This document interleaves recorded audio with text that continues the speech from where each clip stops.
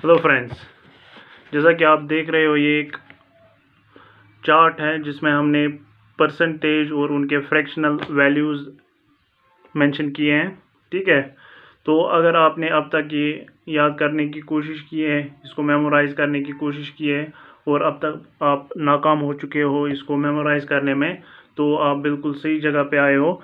अब हम आपको कुछ ऐसी टेक्निक सिखाएंगे जिससे आप इजीली जो है ये पूरा का पूरा चार्ट जो है वो मेमोराइज कर सकते हो इजीली। लास्ट वीडियो में हमने कुछ बेसिक क्वेश्चंस डिस्कस किए थे परसेंटेज के। आज हम पहले परसेंटेज और फ्रैक्शन जो है इनके फ्रैक्शनल वैल्यूज़ वो डिस्कस करेंगे, उसके बाद हम कुछ क्वेश्चंस करेंगे इसके बेस्ड। सबसे पहले हमें पता है जो 100% है, 100% की जो फ्रैक्शनल वैल्यू है वो है 1। ठीक है,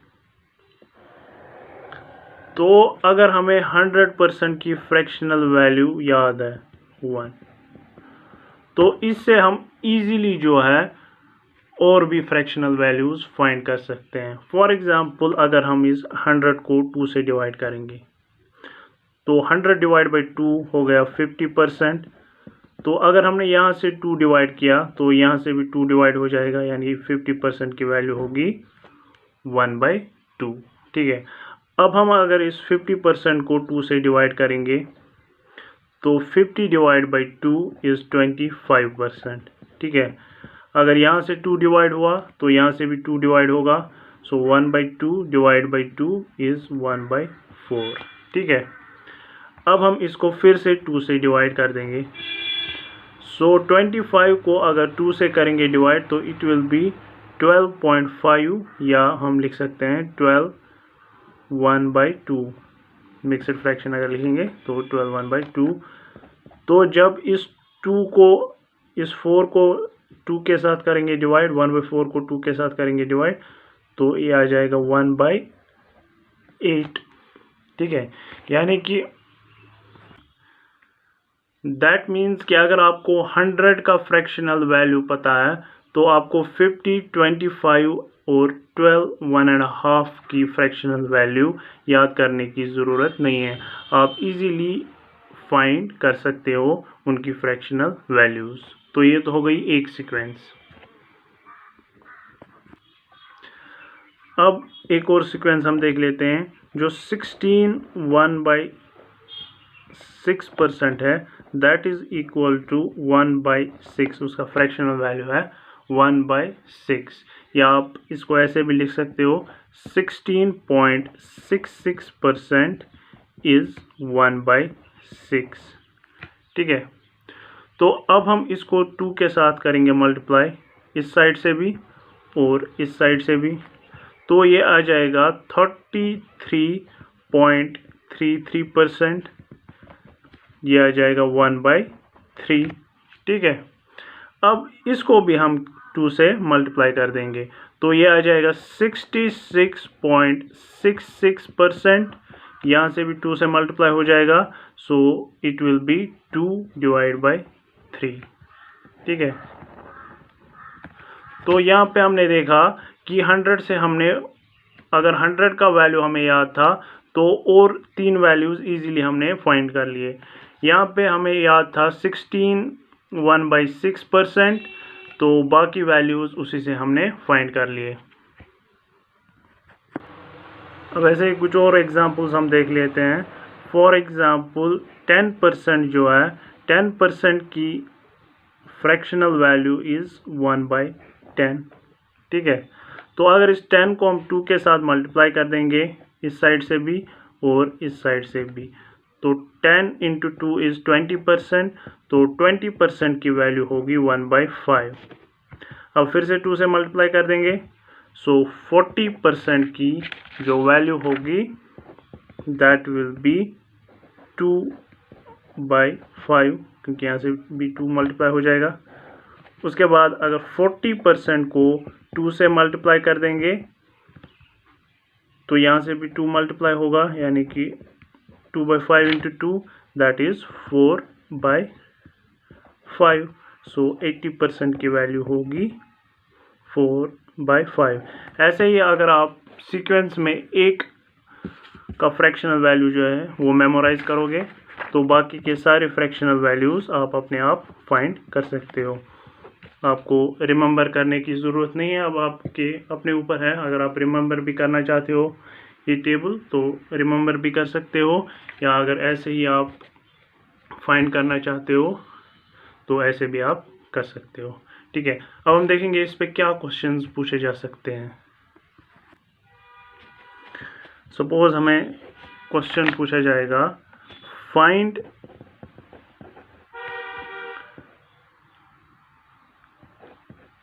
10% of 120. What will be the value of 10% of 120? तो अगर हमें 10% की फ्रैक्शनल वैल्यू पता होगी तो हम डायरेक्टली करेंगे 1/10 इंटू 120, ये 0 cancel, 12 will be our answer. 16 1/6% of 240 अगर फाइंड करना होगा तो अगर हमें 16 1/6% की फ्रैक्शन वैल्यू पता होगी दैट इज़ 1/6 इंटू 240, तो फिर ये क्वेश्चन इजीली हो जाएगा।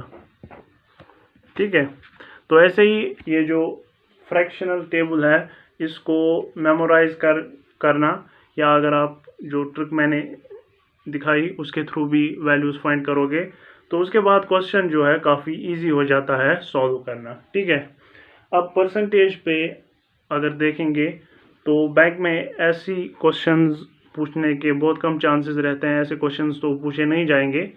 तो हम अब देखेंगे कि किस तरह के क्वेश्चंस जो है वो बैंक में पूछे जाते हैं, वो हम सॉल्व करने की कोशिश करेंगे।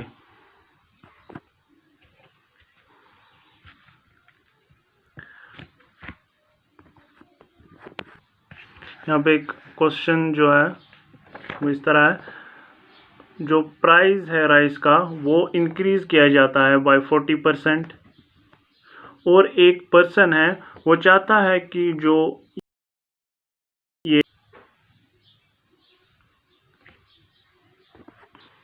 जितना वो राइस पे पहले खर्च करता था उतना ही वो खर्च करेगा।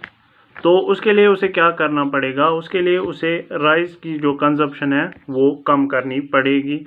अब कितने परसेंट कम करनी पड़ेगी वही हमारा क्वेश्चन है जो हमें फाइंड करना है। सपोज हम ले लेते हैं, हमें कुछ भी अभी पता नहीं है कि वो कितना कंज्यूम करता था, कितना राइस का प्राइस है। यहाँ पे हम क्या करेंगे काम, हम रैंडमली कुछ भी ले लेंगे। ठीक है, हम लेते हैं कि वो 10 kg जो है राइस कंज्यूम करता था एट द कॉस्ट 10 रुपीज़। ठीक है, या ये अब 10 ही ज़रूरी नहीं है, आप कुछ भी ले सकते हो। हम मान लेते हैं 20 kg कंज्यूम करता था एट द प्राइस 20 रुपीज़। सो ये टोटल प्राइस 100 यहाँ पे और यहाँ पे 400। ठीक है, दोनों को हम पैरेलली रन करेंगे, हम देखेंगे आंसर पे कोई इफेक्ट पड़ेगा या नहीं। ठीक है, तो उसने 10 kg कंज्यूम किए एट 10 रुपीज़ पर kg, तो टोटल प्राइस हो गया 100। या अगर वो 20 kg कंज्यूम करता था एट प्राइस 20 रुपीज़ पर kg, तो टोटल प्राइस था 400। ठीक है, अब जो है प्राइस जो है वो 40% बढ़ गया। सो प्राइस 40% बढ़ गया।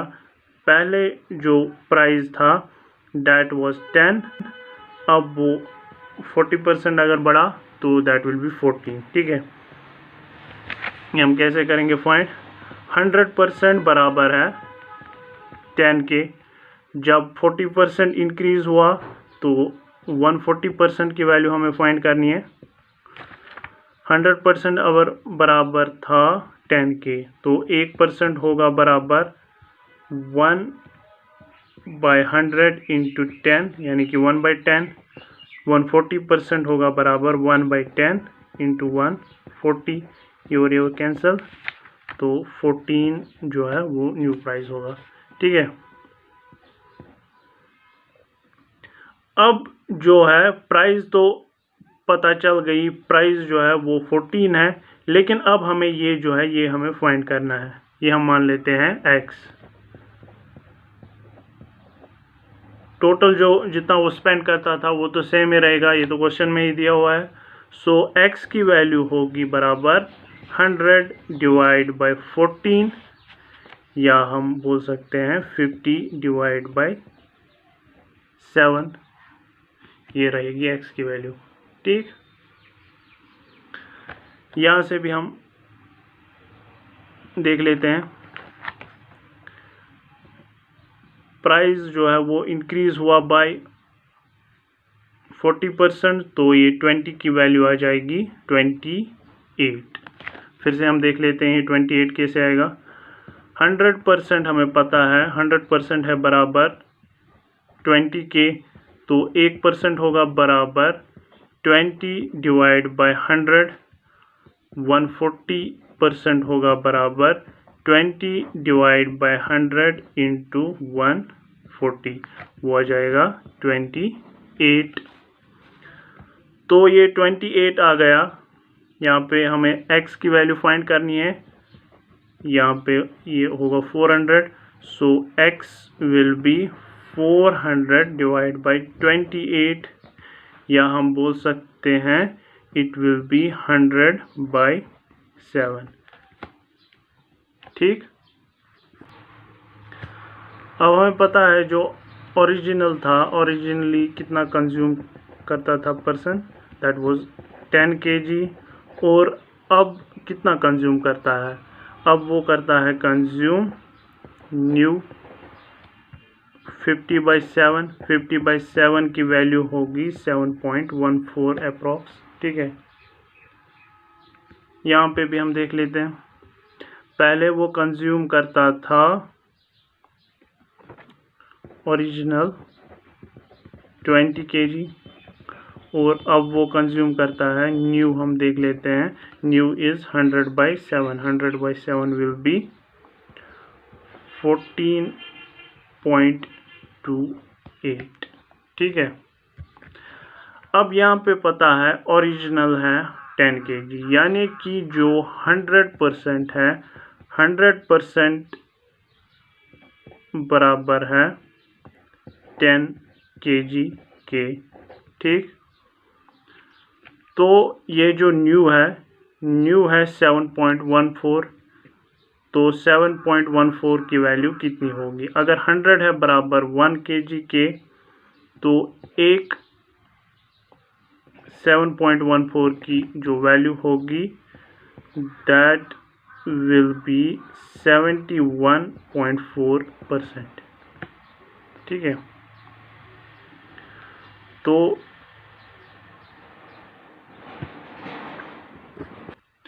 अब ये हमने कैसे फाइंड किया, ये भी हम देख लेते हैं। हमें पता है कि 10 kg है बराबर 10 kg जो है 10 kg है बराबर 100% के।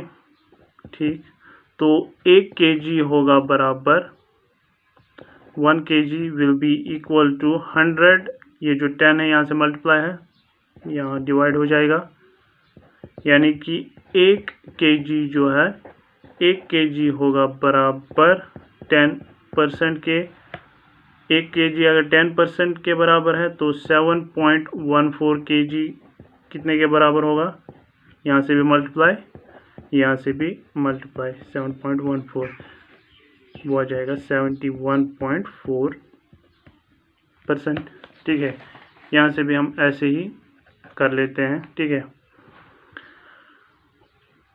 100% जो है 100% है बराबर 20 kg के।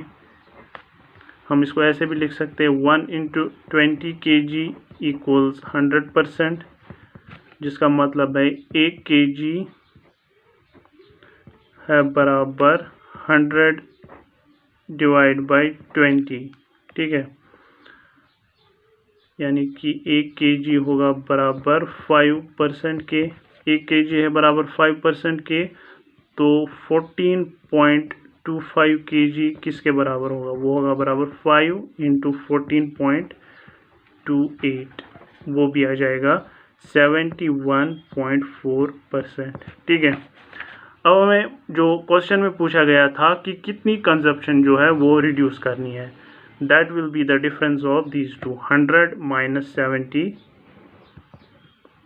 71.4%। ठीक है, सो डिफरेंस जो होगी यानी कि रिड्यूस जितना करना है that is 100% minus 71.4%, that will be 28.60%।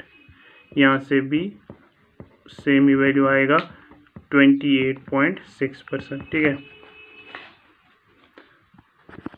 अब एक और क्वेश्चन हम कर लेते हैं। अगर एक रेक्टेंगल है उसकी लेंथ हम इंक्रीज करते हैं बाय 20% और जो ब्रेड्थ है वो हम डिक्रीज करते हैं बाय 10%, एरिया इंक्रीज होगा या डिक्रीज होगा वो हम देखते हैं। ठीक है, अगर इंक्रीज होगा तो कितने परसेंट से इंक्रीज होगा, अगर डिक्रीज होगा तो कितने परसेंट से डिक्रीज होगा। ठीक है, इसको हम काफ़ी सारे तरीक़ों से कर सकते हैं, लेकिन एक जो शॉर्टकट है इसके लिए एक फॉर्मूला है a plus B plus A B divide by 100। ठीक है, यहाँ पे जो इंक्रीज है वो हमें पॉजिटिव लेना है और जो डिक्रीज है वो हमें नेगेटिव लेना है। फॉर एग्जांपल लेंथ इंक्रीज हुई है, हम मान लेते हैं लेंथ ए है, लेंथ इंक्रीज हुआ है तो ए को हम लेंगे +20, जो विड्थ है वो डिक्रीज हुई है तो उसको हम लेंगे -10। ठीक है, तो अब हम ये चेंज कैसे फाइंड करेंगे, ए की जगह हम लिखेंगे +20, बी की जगह -10, +20 इंटू -10 डिवाइड बाय 100, ये आ जाएगा यहाँ पे 10, 20 -10 विल बी 10, और यहाँ पे 200 -200 plus into minus will be minus divide by 100, so it will be 10 - 2 यानी कि 8%। ये 8% जो है वो पॉजिटिव है, यानी कि एरिया जो है इंक्रीज हुआ है बाय 8%। अगर यहाँ पे हमें -8 वैल्यू आती या -6 या जो भी अगर माइनस में होती तो दैट मीन्स कि एरिया जो है वो डिक्रीज हुआ होता। ठीक है, इसी तरह से हम कुछ और क्वेश्चंस करेंगे नेक्स्ट वीडियो में। अगर वीडियो पसंद आए तो लाइक, शेयर और सब्सक्राइब ज़रूर करें। Thank you.